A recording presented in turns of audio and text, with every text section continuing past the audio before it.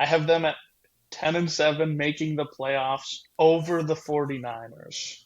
Wow. Oh, Oh, wow. Okay. Yes, All I right. have so them you as the wait. Oh, he did. two This in whole their time he division. really did have the 49ers missing. He just had it buried. All right. This is going to sound like so much hate, and I swear it's not.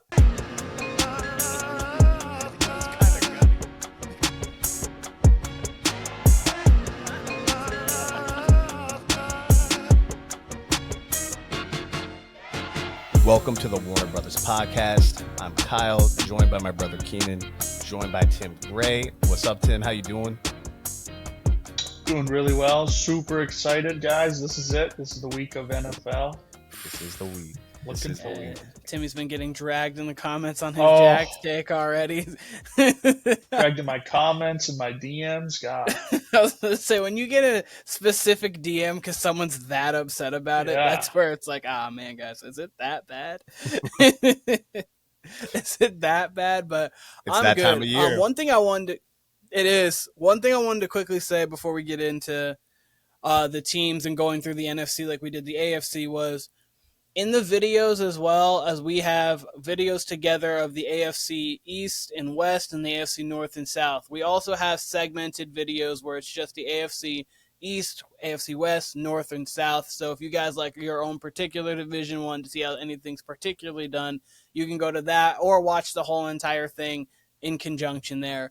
Just wanted to let everybody know that there is that option, as well as get into segments of divisions, as well as you can get the combined episodes there. So. Absolutely.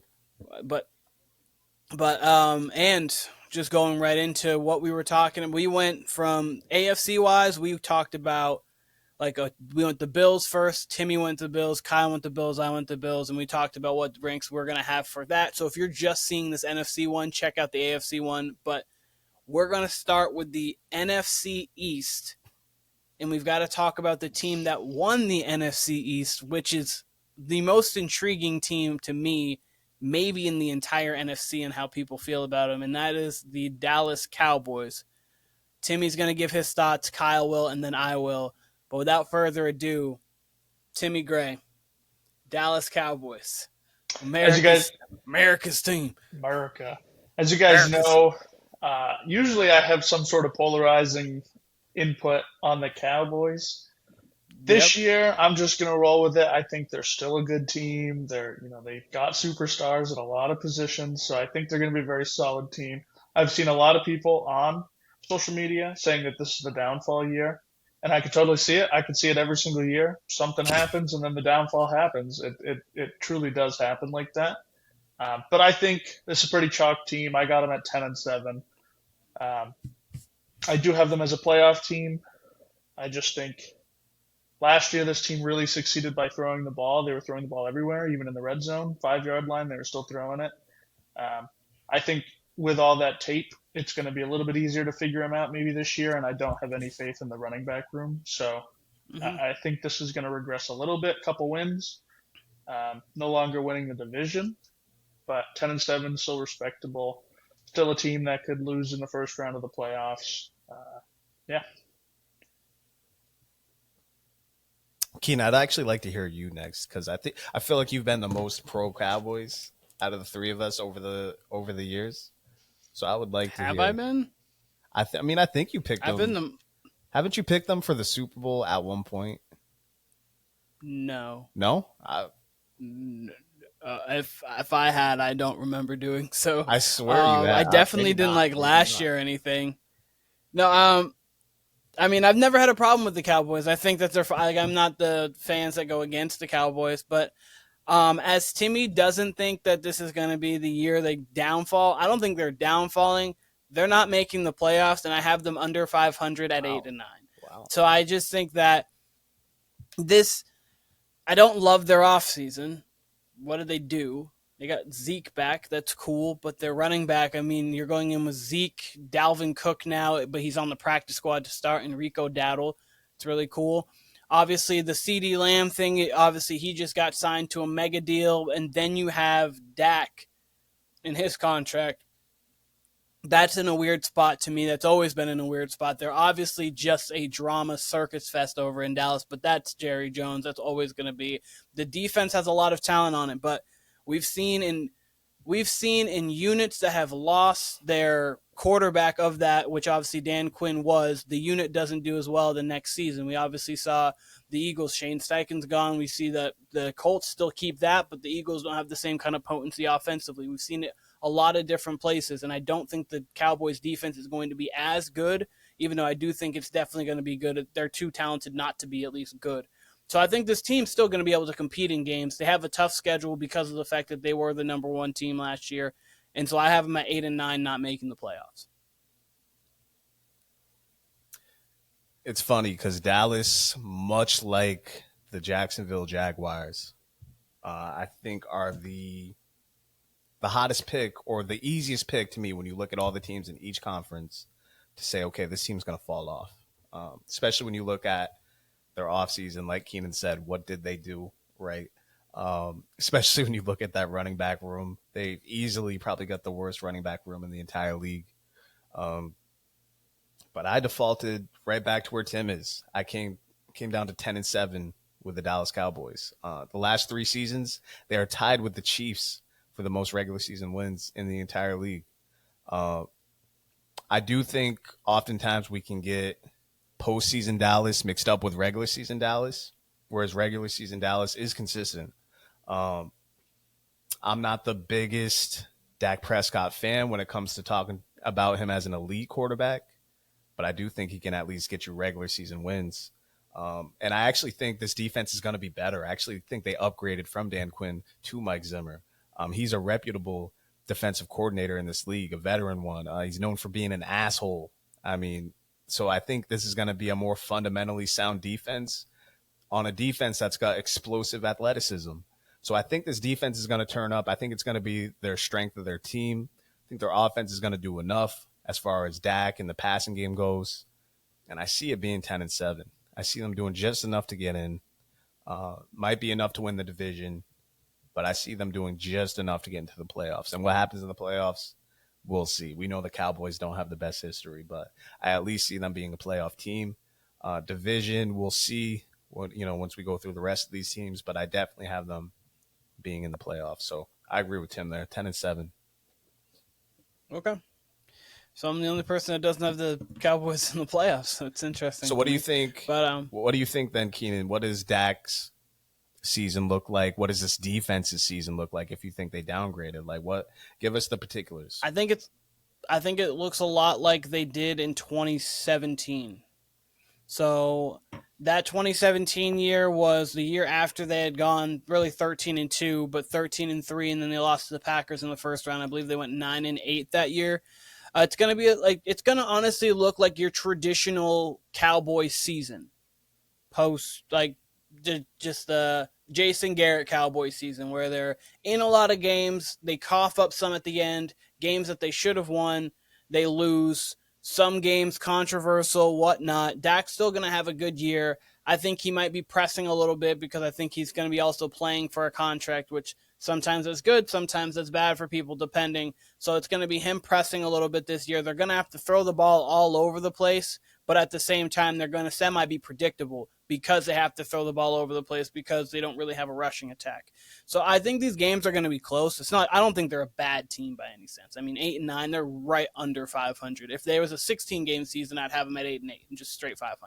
I think they're just a 500 team that takes a little bit back from that 12-5 record that they've had for the last 3 regular seasons, I believe, and they just missed the playoffs because I think the NFC has more talent in it than when we think of it instantly. We're always like, oh, the AFC has way more talent than the NFC, but when you actually think about the NFC right now, there might not be any great teams, but there's a lot of good to really good teams.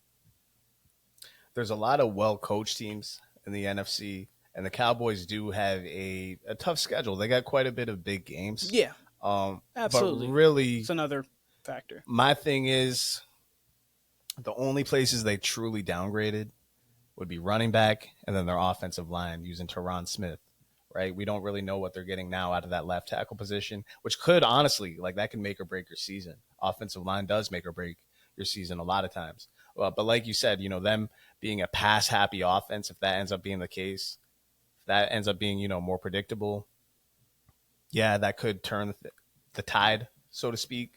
But man, that defense is too talented. That defense is way too talented. They're getting Trayvon Diggs back. They got Bland on IR, so it's kind of a wash there. You don't have your full cornerback arsenal there, but still an entirely way too talented defense. And again, I think they're going to be well coached. I don't think they downgraded at all from Dan Quinn to Mike Zimmer. I think they're going to be A-OK on defense. Whether the offense and specifically whether the running game can hold up their end of the bargain will tell the tale with their season. And actually, more specifically from the running game, if the offensive line holds up their bargain, if they can protect Dak, they can create running lanes for these running backs because Zeke's still got some pop. It's not like he's 2016 Zeke, but he did okay with the Pats, but I don't think any of us like him in a starting role.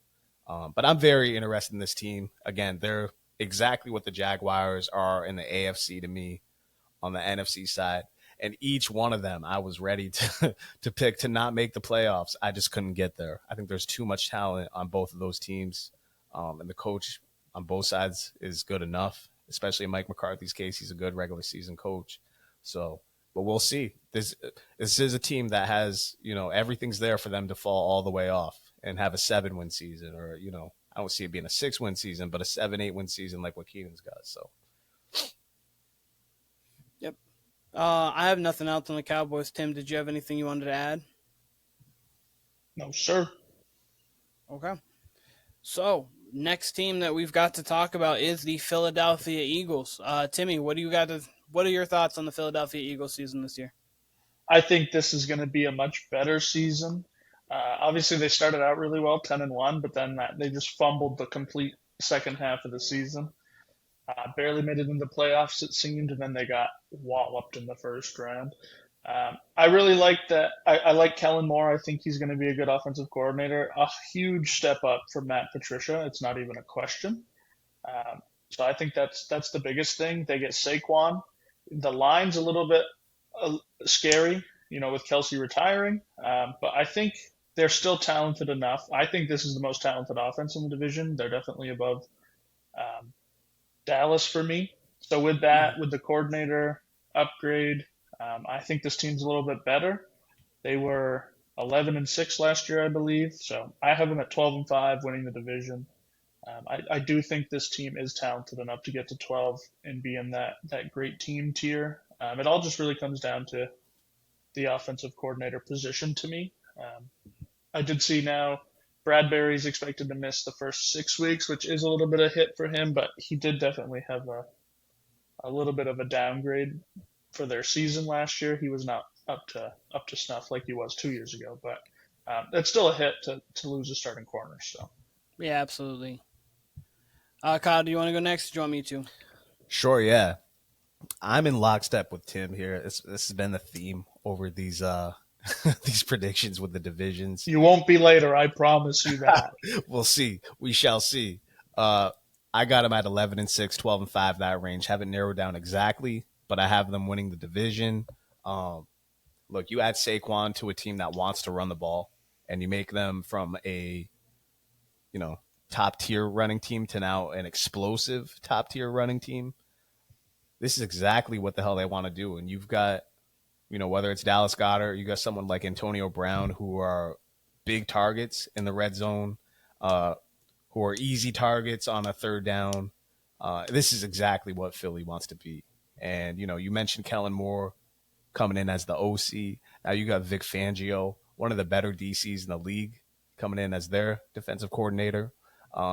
So everything they needed to upgrade, they upgraded. It seems like it's crazy because a couple years ago when they made the Super Bowl, I think everyone would have said by far their defensive line was their strength. And now that might be their weakest part of their whole entire roster. They just have no depth there. They do have Jalen Carter, but they just have no depth at their defensive line. But they upgraded at linebacker, seemed to upgrade in their secondary. Like Tim said, Bradbury's going to be out first few weeks. But Kelsey's going to, he was a leader in the locker room. He's going to be a Hall of Famer. So that's going to be a lot to replace as well. But overall, you got Saquon at running back. You still got your receivers. You still got a top-tier tight end. You still got Jalen Hurts, who, by the way, we mentioned they downgraded the second half of the year. He was hurt a lot of the second half of the year. So everything should be pointing up for Philly. there is a world where, they have another year from hell, I guess. But between their schedule and between all their talent, and again, the upgrade with Saquon at running back, you know, it seems like the perfect storm for them to at least be a top back at the division, at least make it to the playoffs. I don't know about Super Bowl. I don't know about contending. I know a lot of people have them in that position. I'll have to see a little more, but I do have them back atop the division and, of course, back in the playoffs. I have them atop the division because I don't have the Cowboys there, and God knows I don't have the Commanders or the Giants there, unless I'm crazy. But so yeah, they're almost by default there, but I don't think it's a by default kind of situation. I think this team's a very good team. Yeah. Obviously, they added Saquon Barkley. You add Jahan Dotson to go along with the receiving core of A.J. Brown and Devontae Smith. You've got yourself Dallas Goedert at the tight end position, so you've got and a litany of receivers to throw to. Saquon out of the backfield. We saw a lot of times last year really how Saquon got his yardage was having to get in the receiving game because the Giants don't have the greatest of offensive lines. So, they have a great left tackle. They've gotten better, but, they don't have a great overall offensive line, so Saquon needed to get it receiving-wise. Then defensively, as Kyle had mentioned, they don't have the depth. That was the thing, even on their Super Bowl run or, their Super Bowl champion run or then their second Super Bowl run when they lost to the Chiefs, it was like they came in waves. And that's why Fletcher Cox and Brandon Graham are so healthy at the end of these games, is because they were like, okay, you'll play 40 snaps, we'll play these guys 30 snaps, and we'll be okay. And they'll just get after you. They don't have that kind of depth anymore, but they do have depth defensively. Overall, defensively, they are good. They're not great, but they are good. And again, I don't think the Cowboys are going to be as good as Timmy and Kyle do. I think they're going to be solid. And then the division is the division. I think they'll be competing for the top seed in the entire NFC because naturally I think they've got 5 wins in their division already. So I got them 11-6. I didn't give it. Oh yeah, I think they're sweeping the Giants and Commanders, and they're at least splitting with the Cowboys. So they got at least 5 division wins, in my opinion. I got them at 11-6. I will say it's weird because the Giants have played them pretty well the last few years. Yes. For no real reason. I don't know why that is, but yeah. Yeah, but I don't have much else to say about the Eagles. I think they're the class of the NFC East. One thing I will say is Kellen Moore is interesting to me because he was the offensive coordinator in Dallas. So that is a nice, in the building thing. Maybe he knows some ticks for Dak or something like that. Mm-hmm. It might just be an edge up. They might go 6-0 in this division. I can see it. So I do not disagree with that. It could absolutely happen. I would say split as of right now, but they could absolutely do that. Alrighty, so we're gonna just jump into Timmy's team next in the New York Giants. Timmy, I'm actually interested to what your outlook on the season is, and within that, if you could answer how you hope the season goes, because Kyle and I kind of gave our hopes for the Patriots too, along with our predictions for what we think is gonna happen. It's incredibly difficult for me to put together a perfect season. Because a perfect season for me would be they're winning some games, but if they're winning some games, that means Daniel Jones is probably still the quarterback next year. They probably won't have a pick up there in the top 10 to go really get a guy. And if they're winning games, I don't think that they will see a reason to move on, unless it is just a financial thing. I think this defense is going to prove a lot of people wrong. I think this defense is going to be a top 10 defense. I'm not saying it's going to be top 5, but I think it's going to border top 10. Some weeks you're going to see a lot of flashes. So I have a lot of expectations for this team. I really like Malik Neighbors. That was the only person that I was comfortable with them picking in the first round, so I was extremely happy when they got him. And I think giving Daniel Jones an actual number 1 that can probably stay healthy for the whole year is going to show that Daniel Jones can be a potential quarterback in this league. His best receiving threat was Darren Waller, and he played, 3 games with him? 1 game with him? I don't even know if he even played multiple games, the way that their injuries lined up.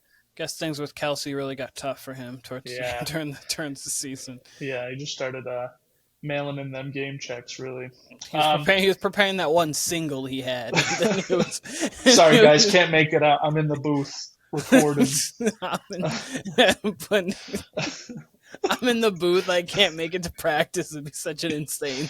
I'm in the booth, bros. I can't today. I got a lot on my mind. I made my picks a week and a half ago. I put it all together, looked at everybody's games, and I did it game by game. And I said, this team's going to win here, and that just gives you the record. So when I look at it now, I think, wow, I'm kind of high on the Giants, but the way this defense is going to play, I love Brian Daboll. I think this year I have them 8-9. I think that's realistic. I think they can get there. I think there's going to be. I did not think you were going that a high. lot. Really, that high? They were 6-11 last year with the worst offense in the league potentially. True. And they've upgraded their defense. So I do think this team is a little bit better than last year. I will take Daniel Jones. I will take Daniel Jones at the helm over all of the backups they had. I get it. DeVito was like a great story, but he wasn't a quarterback. He's not even a backup quarterback. It was all Daboll making do with what they had. Saquon putting the team on his back. I get it. Saquon's gone. Singletary's still a solid back. I liked him when he was on Buffalo, and then he really shined last year. But I think you guys might not be as high, but it's really not crazy to say they win 3 more games this year. I really don't think that. So I got them at 9-8. I think there's a lot of one-score games. I'm talking maybe 10 one-score games on this schedule. Okay. Keenan, Kyle, you go. You go this time. Oh, you want me? You go this time, yeah. Alrighty. Yeah, I don't have them at that. I happen to have them at 5-12. I think that they're going to be roughly the same as they were last season. This team, you're right. I think they have a very good defensive line, and I think that can trickle into having a good defense. I just don't know if this offense is going to be able to put up points, and that's something that you're going to have to do. I get that. So in the division, I think they're probably 2-4. And That's then you have 2-4 in the division, and then you bounce out from there. I went through this schedule, and I think there are definitely games that are like, this is 50 here, 50 there, but I don't love this team. I really don't. And then I just don't. I'm not a fan of Daniel Jones, really not. So I have this team 5-12. There's not really much else to say. I think they have a good defensive line, a really good defensive line. Really quickly, I definitely said 9-8, but I mean 8-9. I'm just reading the numbers backwards. Oh, I wrote down 8-9, so I think you might have said it. Okay. But even so, just to clarify, Timmy has them at 8-9, not over 500. Okay. We're good. Yeah, the 2 records I had for the Giants were 5-12 and 6-11. I think I would default at 6-11. This team troubles me because you guys both make compelling cases. Obviously, I'm closer to Keenan than Tim. But like you said, they did win 6 games last year somehow with DeVito mostly at the helm. And he's, like you said, he's a career 3rd stringer for sure. Like I wouldn't want him as my backup. You know what I mean? He's more so in the Bailey Zappi range. And I think Bailey Zappi's more so a 3rd stringer than a 2nd stringer. Right. I think Daboll's a good head coach. I do not think this has been a good front office. They've had more than a few regimes, even since their Super Bowl season back in 2011. You could make a real case. I don't think Daniel Jones is anything special at all, but you can make a real case. This front office has done a disservice his entire career. They just have not put real weapons around him. That's for sure. They got Neighbors. Sure. It sucks because, what if they would have had Neighbors, Darren Waller, and Saquon? If they would have brought Saquon back. If they got those 3 players right there, I think we all think this is a different team. And I think we all like the defense. But like Keenan, I have a hard time looking at this team and being like, okay, they're getting points from here, here, and here. It's hard. Unless Neighbors is, Odell 2.0, which he could be. He very well could make Daniel Jones look good on some days. But it's the matter of putting it together over, 4, 5, 6 weeks, right? So that's why I got them at 6-11. There is a world. I mean, I think if they somehow got to 7-10, which isn't far from 6-11, but if they got to 7-8 wins, like Tim is saying, I do think that could save Daboll's job. Again, I do like this guy as a head coach. I think he's their best head coach since Coughlin left. I don't think that's crazy to say. And it sucks to think that, if he were to lose this year or have a 5-6 win season, that he'd be out of there. And then you're starting over once again with these Giants. But I will say, I think we all have different exercises for how we go through these teams and their records. When I go through the Giants schedule, it was very hard for me to come away with wins outside of the Commanders and maybe, stealing a game here in the division, stealing a game there, blah, blah, blah. But I will say, going through other team schedules, and you see at Giants on a Sunday at 1 p.m., and maybe it's a West Coast team or maybe it's a NFC South team, you can see the Giants, tilting those games in their favors. If you've got a Florida team coming to you at 1 p.m. or if you've got a California team coming to you at 1 p.m., is a little different, especially depending on the month. So there is a world where I could see them getting to 7 or 8, but I got them at 6. But they are weirdly one of the more intriguing bad teams, I would say. I am very interested to see how this season ends up shaping out. Okay. Would you go on? Sorry, have you gone? Yeah, you've gone. Would you like me to read out the games that I think are wins for them? Sure. Absolutely. Sure. All right. So starting at the beginning of the season, we got the Vikings. I think that's a win. Then we got the Commanders. That's a win. They're going to lose to the Browns. Where's the Commanders game? September 15th. No. Where is it? Is it in Washington? Oh, sorry. I thought you were asking the date. It's at Commanders. It's in Washington. I would split it. The Giants have been 2-0, I believe, the last 2 years, and that's with terrible play against the Commanders. So I like their quarterback position better go on. Not a long trip. No, exactly. It's not a long trip. I take the train. I like to know. So they lose to the Browns. They lose to the Cowboys. I have 1, 3, 2. I believe that I have them losing against the Seahawks. I'm not positive on that. I believe I have them losing there. They lose to the Bengals. They lose to the Eagles. They will beat the Steelers. They will beat the Commanders again.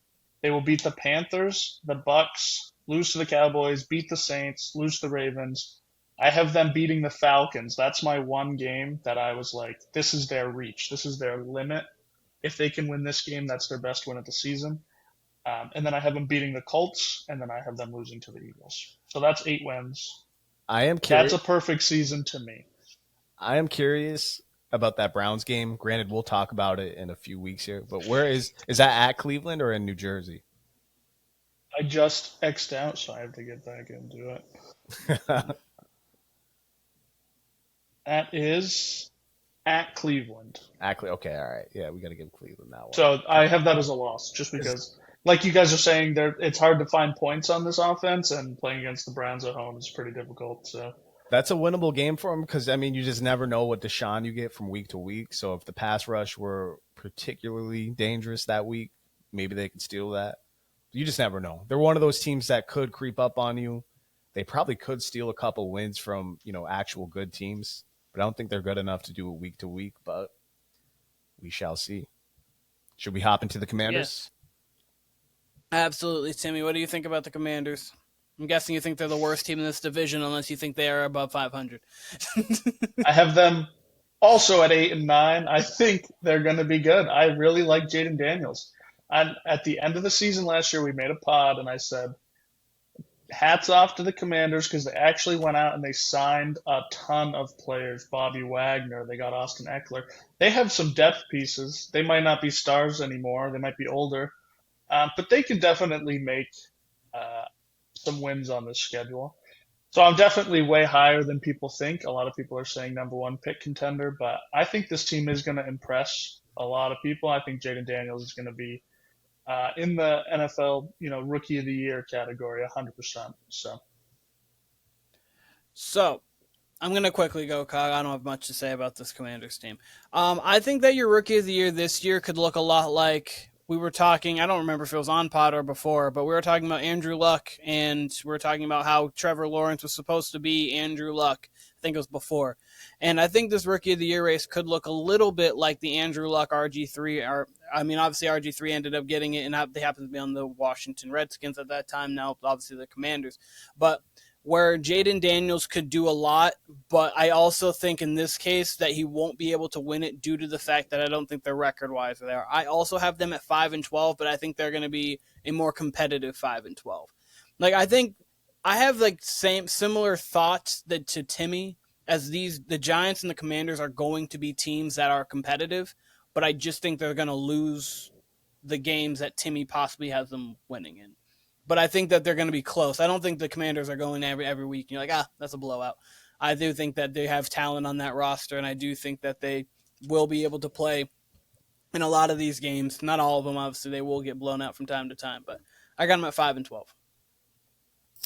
6-11 for me. 7-10, I think, would be best case scenario.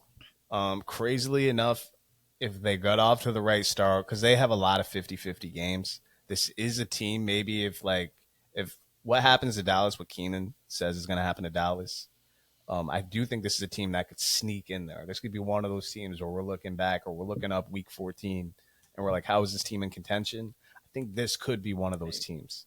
We saw the Texans do it last year, and we were like, wait, what? Right.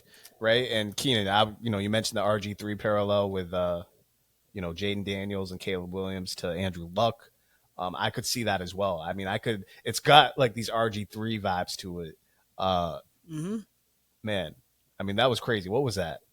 12 years ago now? And it really seemed like, it seemed like all the tides were turning for Washington. And then by like week 2 of next year, it was just over. It was crazy. Well, because what happened, crazy he wins Rookie of the Year, and then they go into that playoff game against the Seahawks, and he gets injured and turns everything up. And everything just goes from there. And that injury never came back right. I do find it crazy that he never, I've talked about this before. I find it crazy that he never really got a second chance. He did get it with the Browns, and he got injured the first game, and then we never saw him again. It's crazy. Very honestly similar to career to Carson Wentz. But I'm digressing here. I could see Jaden Daniels restoring the vibes in the DMV. I really could. And I think he's going to have moments, even if it is, we all agree, again, it's going to be a losing season. But I think the vibes are going to be immaculate there. New owner, new head coach, new QB, like the definition of a new era for them. All they need is a new stadium, really.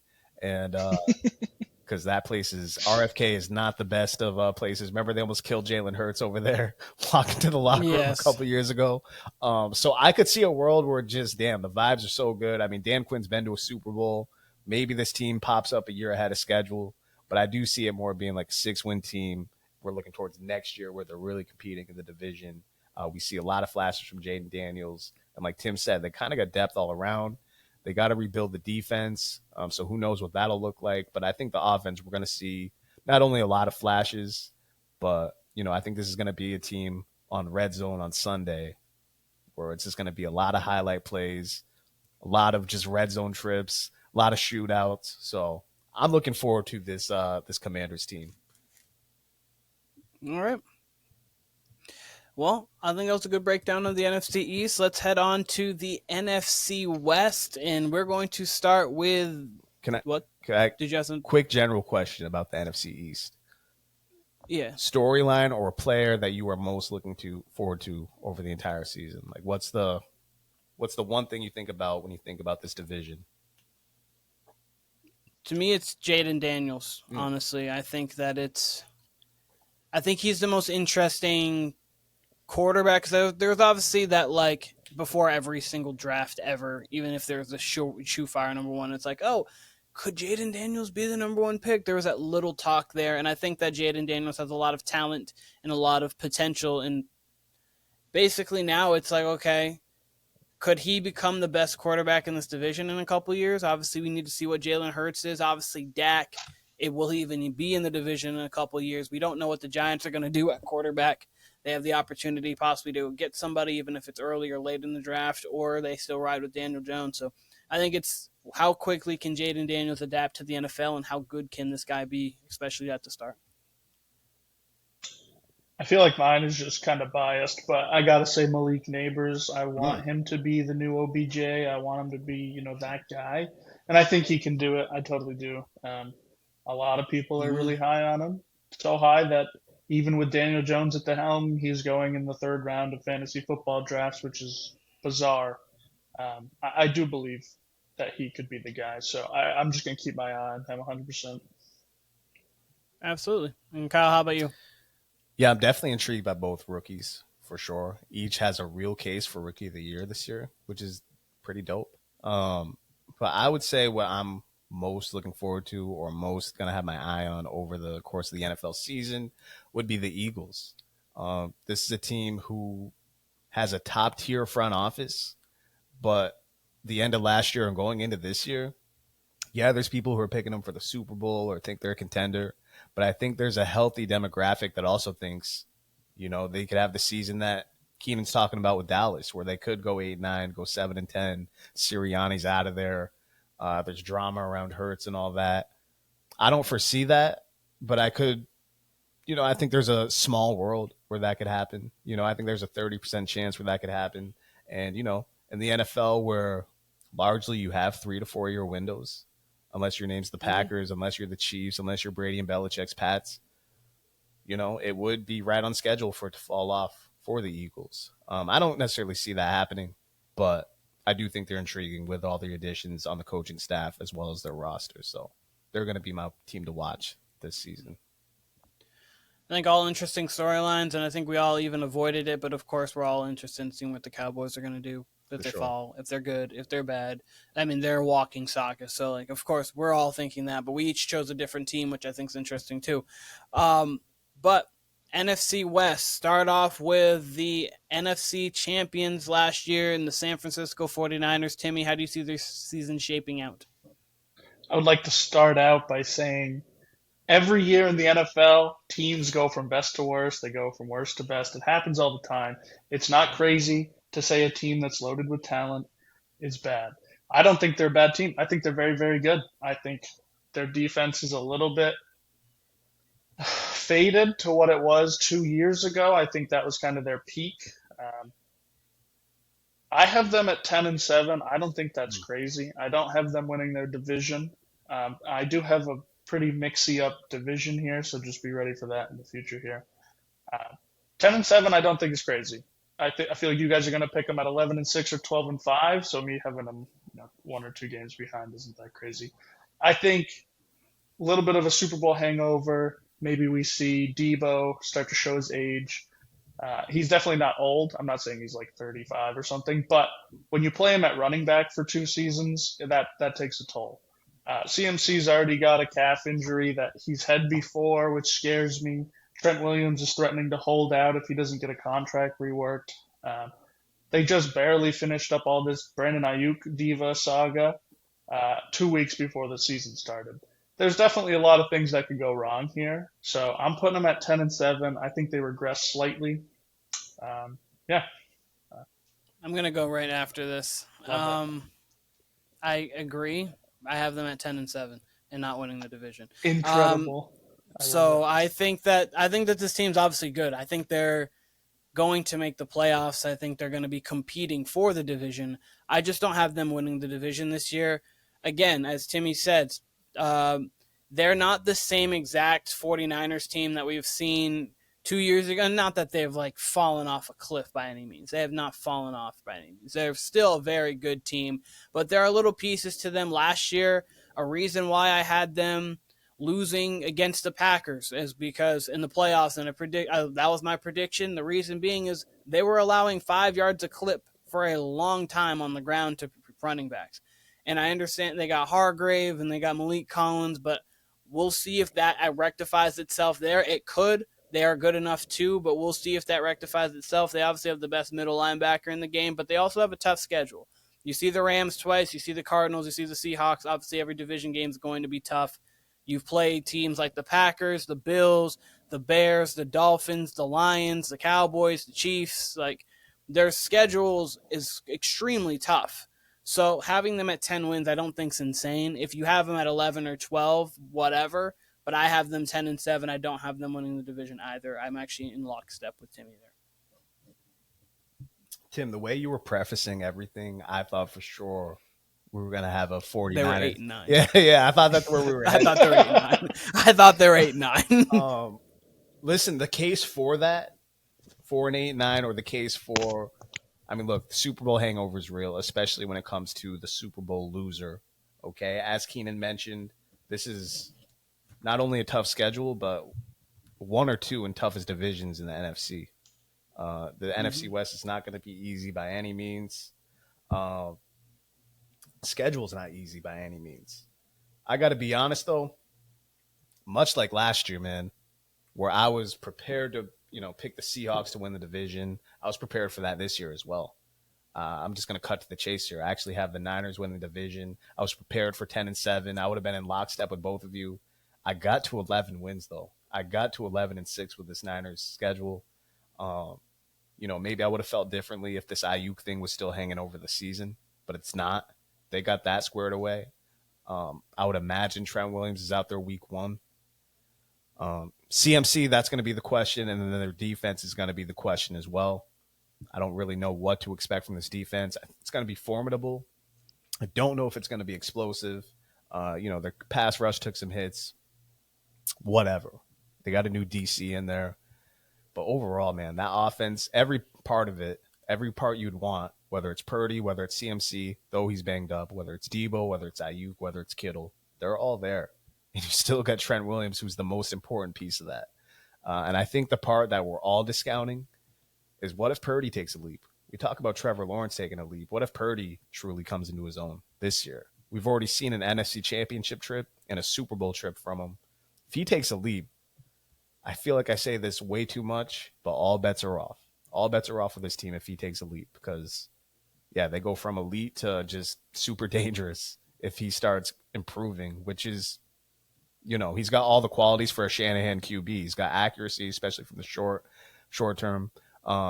He can push the ball downfield, so he's not afraid to take risks. He can scramble. So really it would be like him just becoming far more dynamic and honing in on all those skills. But if he takes a leap, I mean, there's no reason for this team to get to 12 wins, even with their rough schedule, how it's laid out, the ones they have at home, when the games fall. I was all prepared all summer to pick this team at 10-7, and I still got to 11-6 for them. That being said, they probably will end up 10-7, but there very much is a world where this team's, edging towards 12 wins. But again, you guys make great cases. This is going to be a tough division. The Cardinals are there, the Rams are there, and then, we'll talk about the Seahawks. All three of these teams, obviously, in a sec here, but I'm incredibly excited for this division. I talked about the AFC North, how that's one of the, I could just watch Red Zone or Sunday Ticket, just strictly the NFC North. Feel the same way about the NFC West. So cannot wait. All right, let's hop right into the Los Angeles Rams. Timmy, what is your thoughts on the Los Angeles Rams? Big fan. Huge fan. I think the Rams are the team that improves significantly.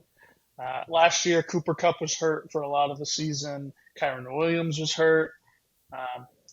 I think Sean McVay is going to give us a masterclass this season.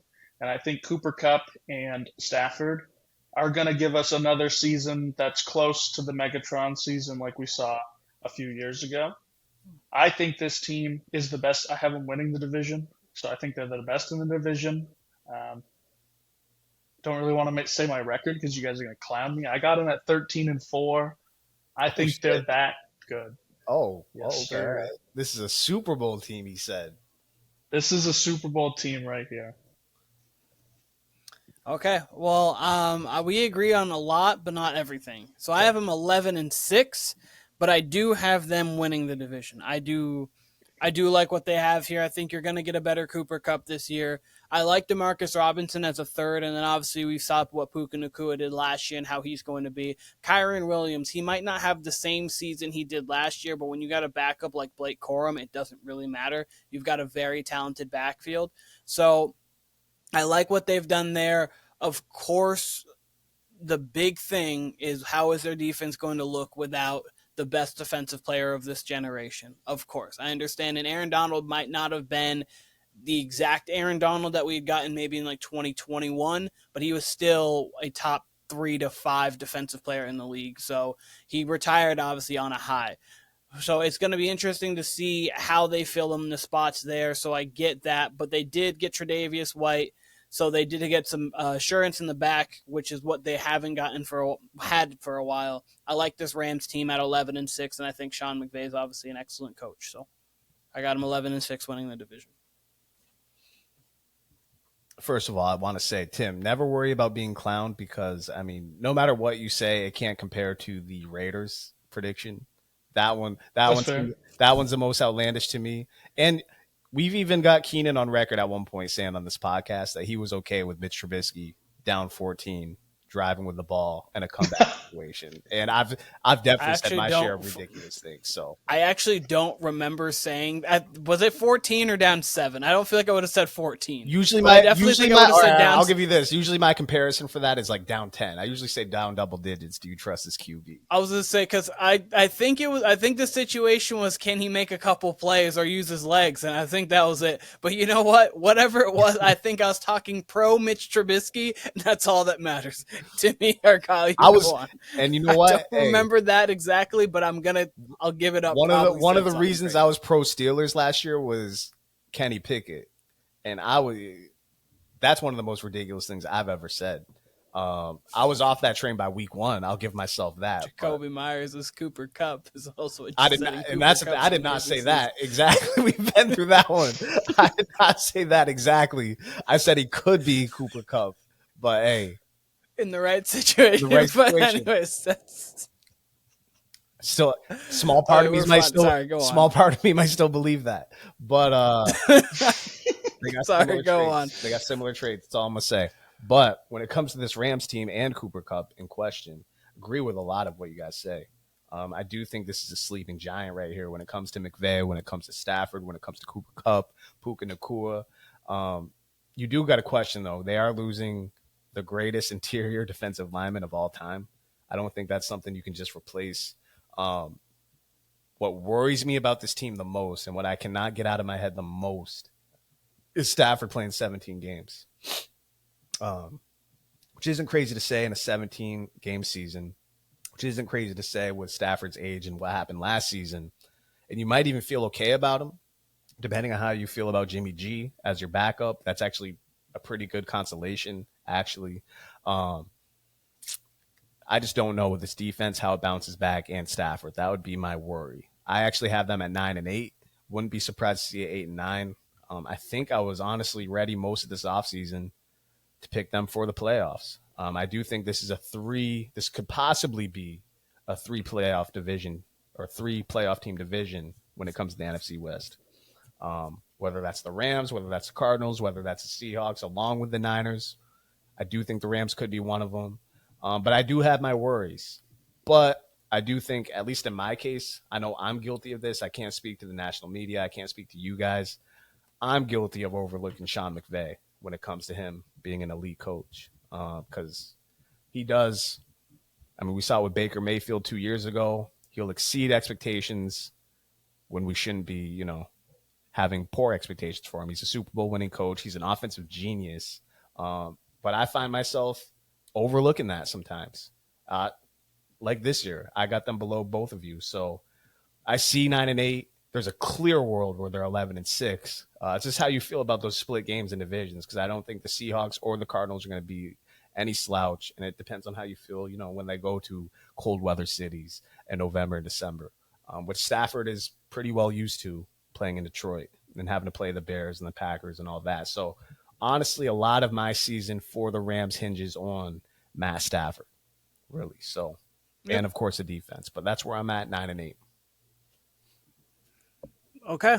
Next, we're going to be hopping into the Seattle Seahawks. Timmy, what do you think? I really want to like the Seahawks this year. I think this is just a situation where there's too many teams in their division that they can't beat to the playoffs, right? They can't send 4, so you can't have all 4 of them in there. So I have them missing the playoffs. I have them at 8-9. I think they're still a very competitive team. I just don't have the ceiling for them, but I think this team can improve from where they were last year. It was clear to see, Jackson Smith and Jigba had an interview, and they asked about the previous offensive coordinator, and he was basically like, I'm happy he's gone kind of vibes from him. So I think that they can definitely build this year with Ryan Grubb. I like Grubb. So I just don't have them with the high end just because, like Kyle said, they're in a really loaded division right here. So it's hard to squeak out a lot of wins. So I got them at 8 and 9. Don't mind it. Kyle, do you want to go next? Do you want me to? I'll go next. I just want to say I'm shocked. Tim, you've grown. You've gone from I thought you were going to go with JSN there when it comes to Jackson Smith and Jigma. So True, I said it. I hesitated, not going to lie. I was like thinking it over. Proud of you. Proud of you. You pronounced it all correctly. You know, we had no slip ups, Yep. no need for a censor there. Got all great. the letters. I sounded it out, got all the characters. In Jigba. But when it comes to the Seahawks. Jenga. Jenga, yeah, right? Just be safe and say Jenga. When it comes to the Seahawks, I was ready to actually pick them as my division winner over the Niners. Would have been similar to how it shook out last year for my preseason NFC predictions. But I do have them at 10 wins. I do have them above the Rams. I do have this team making the playoffs. Mike McDonald might have been the hire of the summer, honestly. Nobody was expecting that. This is a team who, you know, through the Pete Carroll era was known for their defense, you know, especially in the Super Bowl era, the Legion of Boom era, of course. And then, you know, the last 6 years, we've seen that fall off, right? And I think he's even drafted well at defense when Carroll was there, and it just never seemed to match what we got on offense. And even the offense took a step back last year. Now we're in a case where they got an easier schedule. You got Mike McDonald in there, who, let's say he improves the defense to like league average. Let's say they're like the 16th best defense, right in the middle. Okay, and then the offense does what it does with their schedule. That should get you at least 8 wins.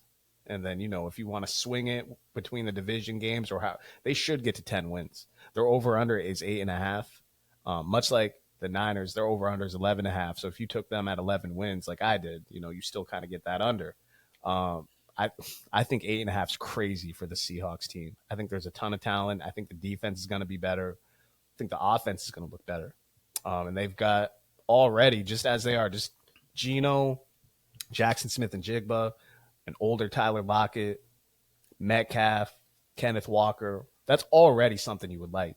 That's already something any team would take. You combine that with their home field advantage, and just with this veteran coach, we saw, you know, he's a new coach, but he's veteran when it comes to the defensive shit. He seems like he's ready to be a head coach. And we saw what he did with Baltimore last year as far as mixing and matching. Why couldn't he do that with a blank slate here in Seattle? I really like this team. I know I got the Niners at 11-6. I know I got the Niners winning the division.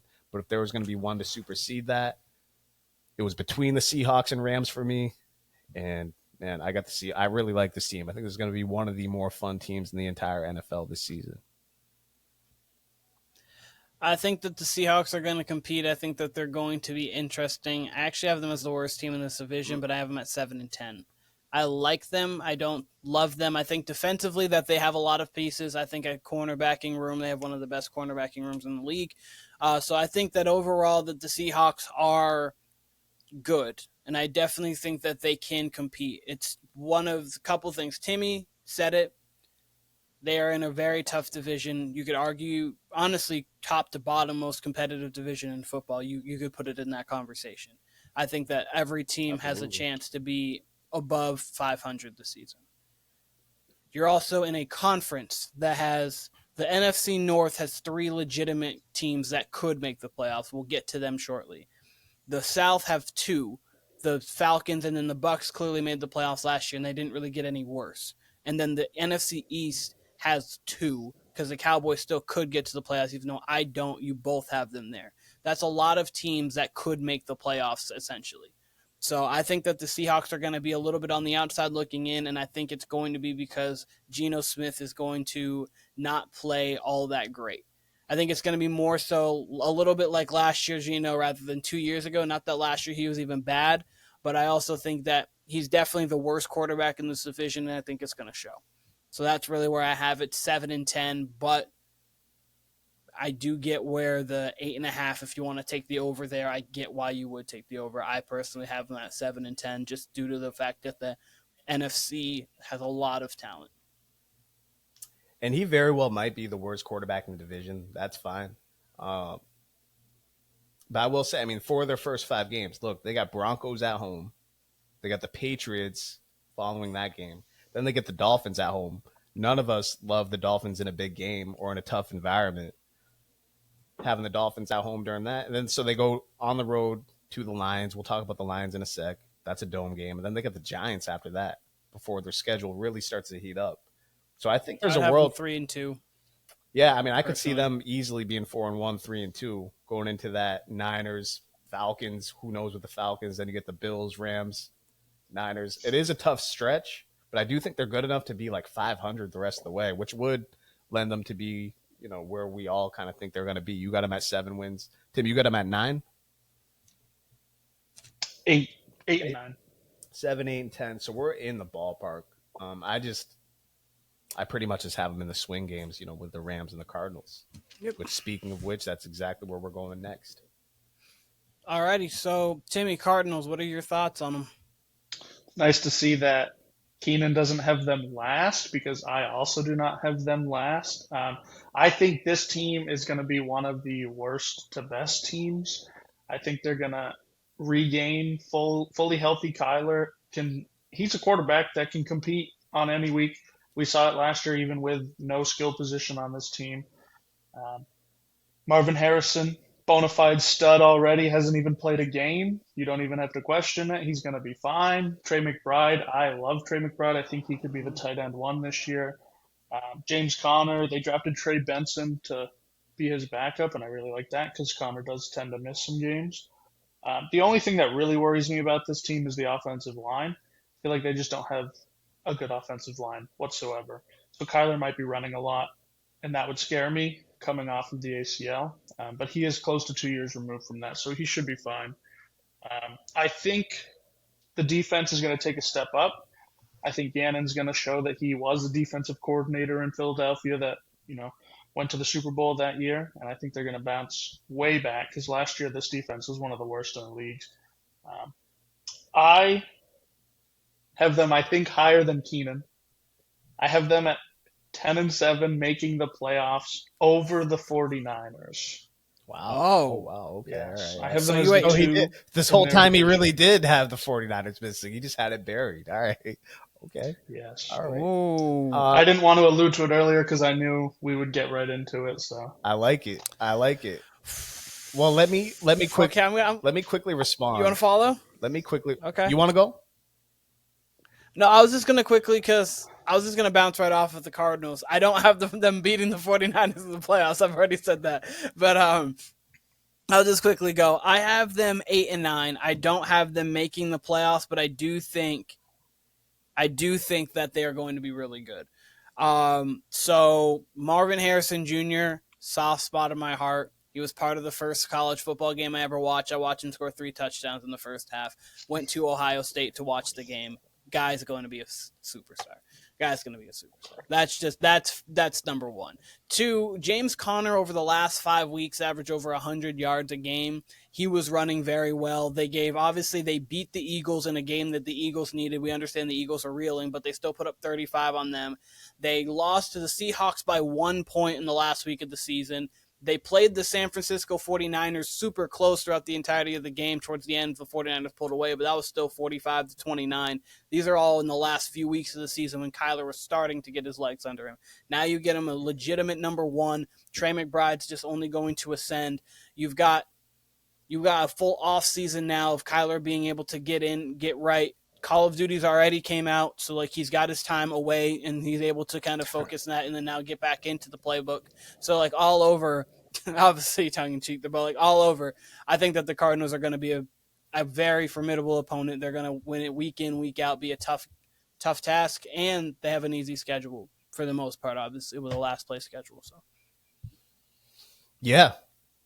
I mean, I just said how the Seahawks and the Rams are going to be swing teams in this division, but it also falls with the Cardinals. I think you can make any case for either one of those 3 to be, whether it's a division winner, a a 10-win team like Tim has them, or, just a wild card team in general.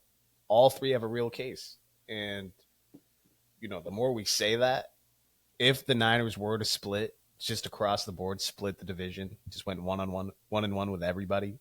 And then, like Keenan said, he mentioned their tough schedule. If they were to cough up a couple of those home games that you'd give them the advantage in or that they would be favored in, that does knock them down to where 10-7, 9-8 territory. And, if that were the case, yeah, absolutely. One of these teams will absolutely capitalize on that. It's crazy. I got them at 8-9, but I mean, you could use the same description as I did for the Seahawks. They didn't have their full team last year. Now you got Jonathan Gannon, who can upgrade this defense. Now you'll have Kyler Murray, who that offense is just going to be fun no matter what. No matter what, that's going to be one of the most fun offenses, one of the best teams to watch, one of the most exciting teams to watch. So they're automatically, we know they're going to be competing. I don't think there's any world where this team gets below 7 wins. Yeah, they're going to be right in the thick of it. I got them at 8-9. Obviously, I feel better about the Seahawks than I do this team. I think they're going to be right with the Rams and the Seahawks fighting for that second spot. But hey, there's definitely a world where the Niners cough up 2 more games than we thought. And yeah, I think all 3 of the Cardinals, the Cardinals, Rams, and Seahawks are going to have a claim at it. They really are, if that were to be the case. But I can't wait. I cannot wait. I view this division exactly how I view the AFC North, where it's just going to be all 4 of them beating up on each other. And whoever's the healthiest ultimately is going to be the one who wins it. Alrighty.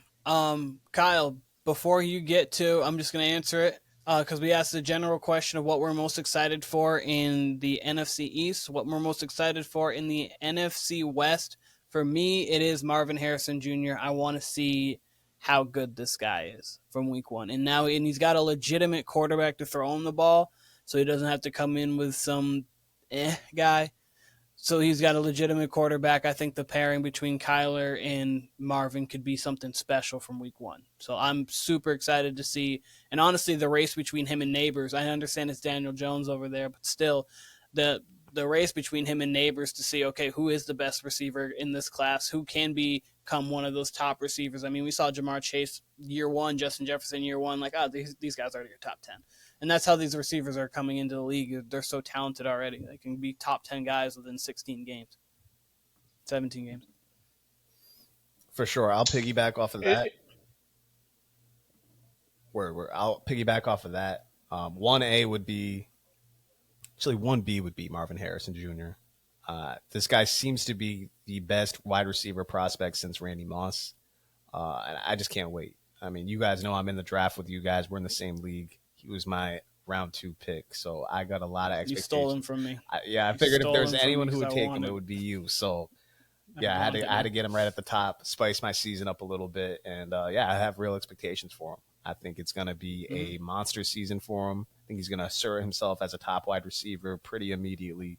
But my 1A is the Niners. I mean, the more I'm talking it out, and, when I said that I was ready to pick the Seahawks over them for the division, man, they have all the recipe for just a fall off. Just because, not because of their team, but more so all the success they've had the prior 5 or 6 years. They've had about as much success as you can have without winning. And then you throw in a first place schedule. You throw in a devastating loss in overtime to the Chiefs in the Super Bowl. The recipe's all there for it to just fall off. This Ayuk signing did salvage it. And again, I think this Trent Williams holdout is going to end week 1. I think he'll be there suited up against the Jets on Monday night. And then you do, for the moment, have a healthy Debo. And you do, maybe in a few weeks, we'll have a completely healthy Christian McCaffrey. The talent might just take over. But hear me say this a million times, there is a world where this, maybe not falls off, but it isn't quite the successful season that they want it to be. Again, I mentioned it when we talked about the Niners. I think the salvage for that is this isn't a quarterback they've had for 6 years and been through the gauntlet with. This is essentially a second-year quarterback. This is his 3rd season, but it's really going to be his 2nd full season and could be leaping at the right time. So we'll see, but that's going to be the story that fascinates me the most out of this entire division. All right, Timmy, you. I think I appreciate you going second because it gave me a time to think on this. Because I didn't want to go Marvin Harrison and I didn't want to go Kyler Murray or anything. I think what I'm looking forward to is Geno Smith because I think the end of the season they could have a case to say we're moving on. That you're not the guy, you're not our guy. Maybe we're drafting, maybe we're trading. I don't know. Maybe they're in the Dak Prescott sweepstakes, whatever it is. Um, if this team is good enough to compete every single week, but then they lose 5 games because Geno just isn't the guy, I think that they're ready to move on. I don't think that they're invested enough money into him to keep him. Um, so yeah, I think I'm just watching Geno. I don't really have any fears from all the other quarterbacks in this division. I think Geno, like Kyle said, is probably the worst quarterback in this division, and if that shows that he's a bad quarterback and he's not a starter, then I think they're ready to go. So. Okay. For sure. And we'll jump right into the NFC North. Timmy, Hey, Detroit Lions. Keenan, let's end this one and let's do it a second show. Okay. We'll intro a new one that way. Keep it the same. This was right at 65 minutes, so that's perfect. Okay, so you go for that? Sure, yeah, I'll sign us out. So that was the NFC East and NFC West predictions. Thank you for joining us. As Keenan mentioned at the front of the podcast, go back and listen to our full AFC predictions. We've got the AFC East, West, North, and South up there for you. Bold predictions over there. You got some bold predictions today. We will be recording part 2 of this podcast. We got the NFC North and South right on the way for you. So after you listen to this, click on to the NFC North and South afterwards.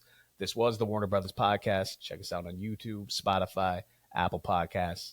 We'll be back, y'all.